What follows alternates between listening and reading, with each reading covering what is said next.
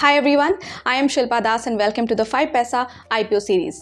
इस वीडियो में हम डिस्कस करेंगे एमओएस यूटिलिटी के आईपीओ के बारे में और वीडियो के थ्रू हम आपको बताएंगे कंपनी की strengths, weaknesses, overview end of course IPO synopsis के बारे में भी आपको बताएंगे। तो अगर आपको इस आईपीओ इशू की सारी जानकारी चाहिए तो प्लीज़ वीडियो को एंड तक देखें and yes, please like, share and subscribe to the 5 Paisa YouTube channel to stay updated with the latest IPO and stock market news. तो चलिए शुरुआत करते हैं आईपीओ सिनॉप्सिस के साथ।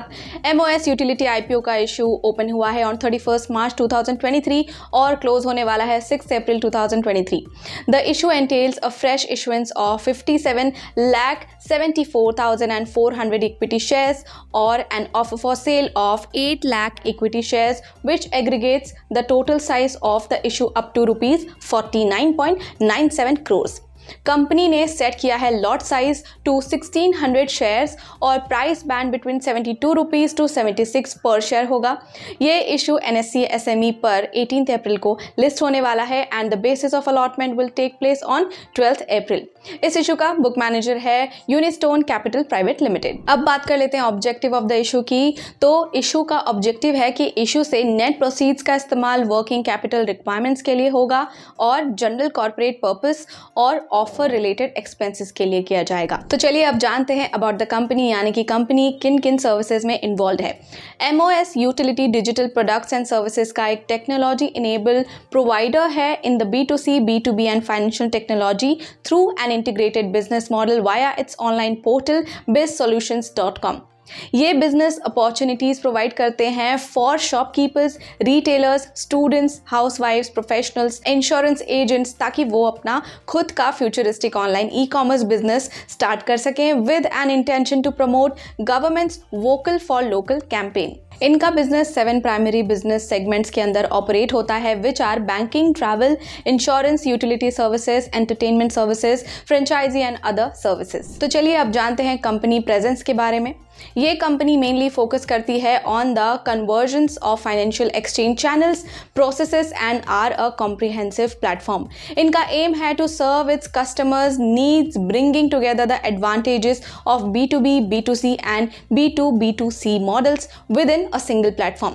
साथ ही ये डाइवर्सिफाइड एक्सचेंज प्लेटफॉर्म फर्म को अलाउ करता है to harness synergies and provides cross selling and upselling opportunities to both consumers and businesses. इनका business model physical and digital strategy के साथ ऑपरेट करता है that combines over 1,68,018 network partners, जिसमें include होते हैं agents, distributors and master distributors for payment solutions, remittance, utility, travel and insurance products etcetera through out pan India. और इससे एक ऐसा बिजनेस मॉडल बनता है जिसका इंटेंशन होता है to provide a smooth customer experience regardless of product, services और लोकेशन। तो चलिए अब बात करते हैं इनके फाइनेंशियल्स के बारे में। The company's revenue from operations stood at rupees 77.3 crore in financial year 22, rupees 67.7 crore in financial year 21 and rupees 88.2 crore in financial year 20। The PAT stood at rupees 1.3 crore in financial year 20, rupees 0.8 crore in financial year 21 and rupees 1.6 crore in financial year 22. The RONW stood at 13.8% in financial year 20, 13.1% in financial year 21 and 20.6% in financial year 22.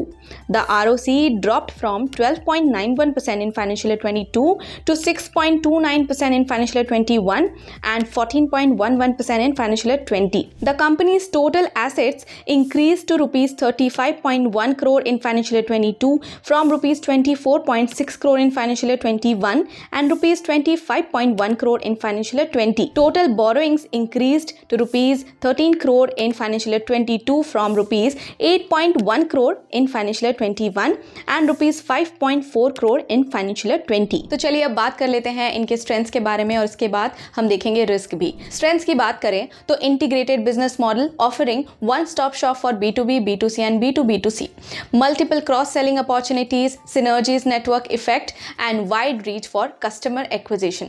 इसके अलावा इनकी दूसरी strength है diversified product portfolio resulting in laser dependency on a single industry product और services. अब चलिए बात कर लेते हैं रिस्क के बारे में कि क्या क्या रिस्क है जो इस कंपनी में इन्वॉल्व है।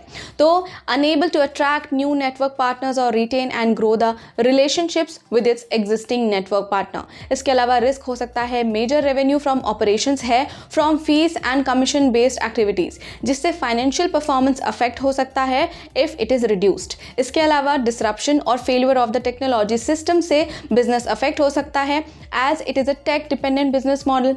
इसके अलावा it operates in dynamic and competitive online fintech sector which makes it difficult to predict the future prospects. तो गाइज ये था हमारा वीडियो MOS यूटिलिटी के IPO सिनॉप्सिस पर।